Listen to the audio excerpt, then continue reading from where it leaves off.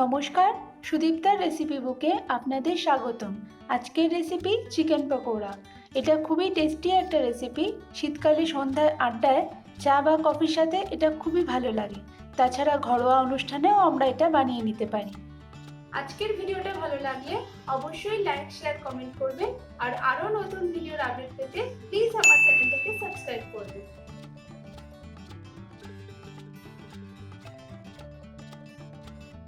Chicken pakora বানানোর জন্য আমি 200 গ্রাম বোনলেস চিকেন নিয়েছি।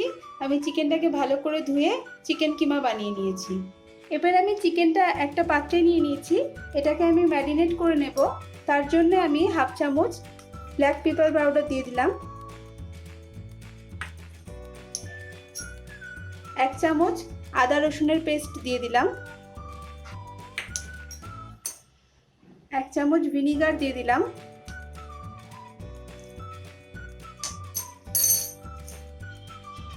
একটু লেবু দিয়ে দিলাম,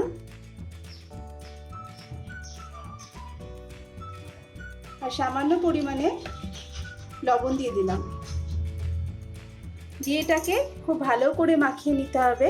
নিয়ে আধ ঘন্টা এটা ম্যারিনেট করার জন্য রেখে দিতে হবে।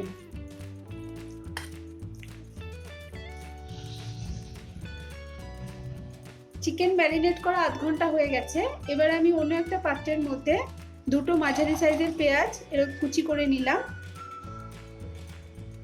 এর মধ্যে স্বাদ মতো লঙ্কা কুচি দিয়ে দিলাম। ঝালটা অবশ্যই নিজেদের স্বাদ মতো দেবেন।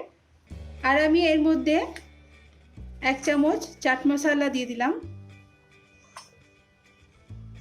গরম মশলা দিয়ে দিলাম হাফ টিস্পুন, ধনেপাতা কুচি দিয়ে দিলাম,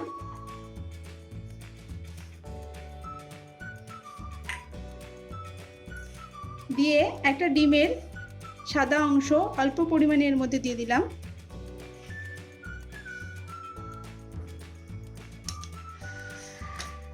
স্বাদ মতো লবণ দিয়ে দিলাম আর হলুদ দিলাম। সাধারণত রেস্টুরেন্টে বা দোকানে লাল রং ইউজ করা হয়, আমি তার পরিবর্তে এখানে হলুদ ইউজ করলাম। এবার এটাকে খুব ভালো করে আগে আমি মিশিয়ে নেব।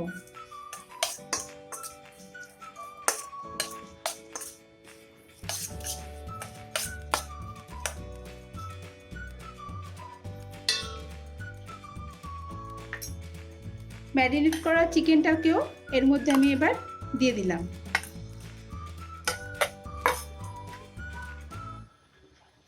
পেঁয়াজের সাথে চিকেনটাকে খুব ভালো করে এই মশলার সাথে আগে মিশিয়ে নেব।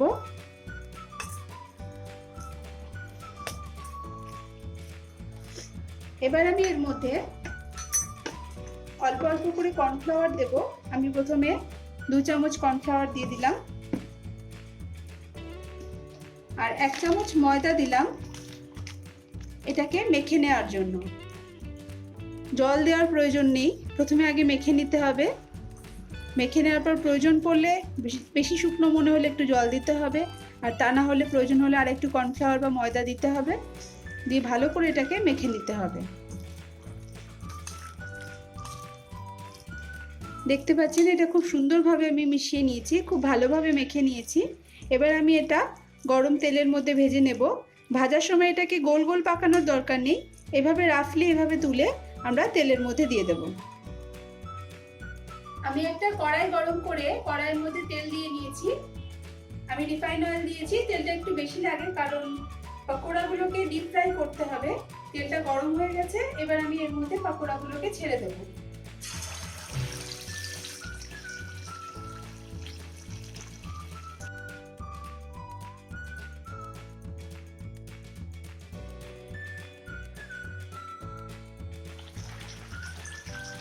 এগুলো ভাজার সময় আঁচটাকে মিডিয়াম থেকে লোতে রাখতে হবে, হাই ফ্লেমে দেওয়া যাবে না, তাহলে ওপর থেকে খুব ভালো করে ভাজা হয়ে যায় কিন্তু ভেতরে কাঁচা থেকে যেতে পারে। একটা সাইড প্রায় ভাজা হয়ে গেলে তারপরে আমি এগুলোকে আস্তে করে উল্টে দেব। এই সাইডটাও যাতে এভাবে ভাজা হয়ে যায়। আর মনে রাখবেন গ্যাসের আঁচ কিন্তু কমে থাকতে হবে, তাহলে ভেতরটাও খুব ভালো করে ভাজা হয়ে যায়।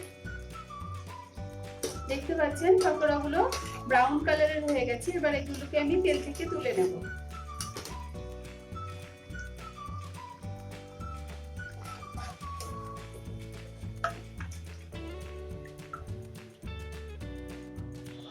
এইভাবে বাকি পকোড়াগুলোকেও আমি তেলের মধ্যে ভেজে নেব।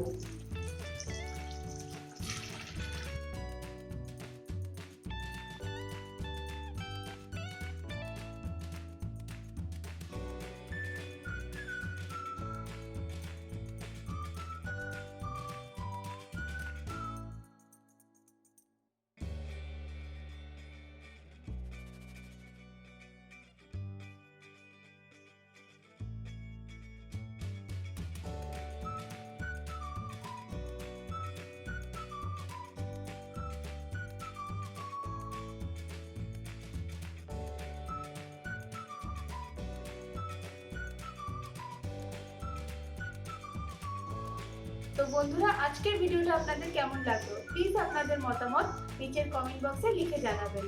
আর যারা এখনো পর্যন্ত আমার চ্যানেলটা সাবস্ক্রাইব করেননি প্লিজ চ্যানেলটাকে সাবস্ক্রাইব করে নেবেন। নেক্সট সেশনে আবার নতুন রেসিপি নিয়ে দেখা করছি। নমস্কার।